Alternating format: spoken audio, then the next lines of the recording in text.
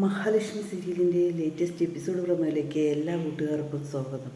മഹിക്കും കണ്ണനും കൂടിയിട്ട് mark phone ചെയ്യണം കേട്ടോ. ഇതിൻ്റെ കാരണം ഞാനിനി പറയാം. കാരണം എന്താണെന്ന് പറഞ്ഞാൽ കേസ് തരാതെ നോക്കണം. നിങ്ങൾക്ക് കണ്ണനെ കൊല്ലാൻ വേണ്ടിയിട്ടാണ് അവർ രണ്ടുപേരും കൊട്ടേഷൻ തന്നതാണ്. എൻ്റെ കയ്യിലാണ് തന്നത്. എൻ്റെ മുകളിലുള്ള ആളുടെ അടുത്താണ് കൊടുത്തത്. അയാൾ എൻ്റെ കയ്യിൽ തന്നതാണ്. അത് കാരണമാണ് നിങ്ങൾ രക്ഷപ്പെട്ടത്. ഇല്ല പറഞ്ഞു കഴിഞ്ഞാൽ നിങ്ങളിൽ ഒരാളിന്ന് പോയിരിക്കും, അത് ഉറപ്പാണ് എന്നിങ്ങനെ പറയാണ്. പക്ഷേ ഞാൻ ഈ ചെയ്തതിന് നിങ്ങളെന്തായാലും എനിക്ക് കേസ് വരാതെ നോക്കണം, അത് കണ്ണൻ സാറോട് പറയണം എന്നിങ്ങനെ മഹിയോട് ഫോൺ ചെയ്യണം കേട്ടോ.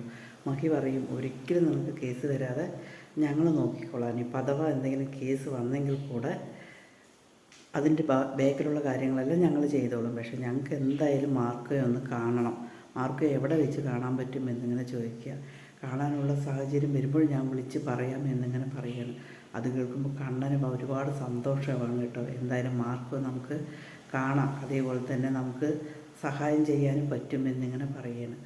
അതേസമയം ആശുപത്രിയിൽ പോയിട്ട് കരുണ അങ്ങനെ അച്ഛനെ ശുശ്രൂഷിക്കുകയാണ് കേട്ടോ. കഞ്ഞിയൊക്കെ വാരിക്കൊടുക്കുകയാണ്. പ്രതാപന് ഒന്നിനും പറ്റാത്ത കണ്ടീഷനിലായിരിക്കും കേട്ടോ. കരുണ പറയുന്നുണ്ട്, എന്തുതന്നെയാണെങ്കിലും ശരി പോലീസ് കേസാക്കണം, എന്നിട്ട് ആ കണ്ണനാണിത് ചെയ്തത്, കൊട്ടേഷൻ കൊടുത്തതും എല്ലാം ചെയ്തത് കണ്ണനാണെന്ന് പറയണം. അച്ഛൻ എന്തായാലും പറയണം, അവനെ വെറുതെ വിടാൻ പാടില്ല എന്നിങ്ങനെ പറയണം കേട്ടോ. അതിനുശേഷം കരുണയും ഉണ്ണിയും കൂടി വീട്ടിലേക്ക് വരികയാണ്. വീട്ടിലേക്ക് വന്നതും മഹി ഇങ്ങനെ കണ്ടതും കരുണ ചീറി പോവുകയാണ് കേട്ടോ. ഇടി, നീ എൻ്റെ അച്ഛനെയും അമ്മാവനെയും ഗുണ്ടകളെ വെച്ചിട്ട് കൊല്ലാൻ വേണ്ടി നിർത്തിയില്ലേ എന്നിങ്ങനെ ചോദിച്ചിട്ട് കരുണ ഒരുപാട് വഴക്ക് പോവുകയാണ് കേട്ടോ. ക്ഷമയുടെ നെല്ലിപ്പലക പോലും മഹിക്ക് പോവുകയാണ്. മഹി എന്നിട്ട് പറയും, ഇതാരാ ചെയ്തതെന്നും ഇത് എന്തിനു വേണ്ടിയിട്ടാണ് ചെയ്തതെന്നും എല്ലാവർക്കും അറിയാം.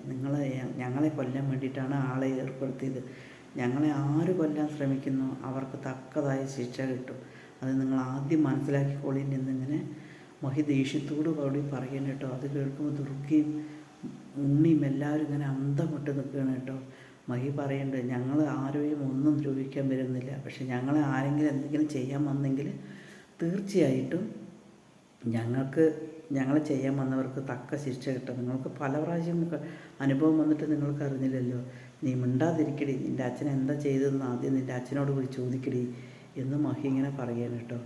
അതേസമയം അവർ മാർക്കോവിനെ കാണാൻ വേണ്ടിയിട്ട് അനന്തും ലേഖയും മഹിയും കണ്ണനും കൂടിയിട്ട് പോകണം കേട്ടോ. അനന്ത് മീറ്റ് ചെയ്യാമെന്ന് പറയുകയാണ്. അനന്തുവിനെ കണ്ടതിന് ശേഷം ഒരുപാട് സന്തോഷം വരികയാണ്. അനന്തുവിൻ്റെ കഥകളും അതുപോലെ മഹിയോട് പറയുന്നുണ്ട്. ഇനി മാർക്കോ മേഘനാഥനും ഒരു പണി കൊടുക്കുന്നുണ്ട്. മേഘനാഥനും മഞ്ജുവും കൂടി വരുമ്പോൾ മഞ്ജുവിനൊന്നും ചെയ്യില്ല, പക്ഷെ മേഘനാഥന് നല്ലൊരു ഇരുട്ടടി കൊടുക്കുന്നുണ്ട് പിന്നെ മാർക്കോ. അതിനുശേഷം മാർക്കോ ഇവരെ നേരിട്ട് കാണുകയാണ്.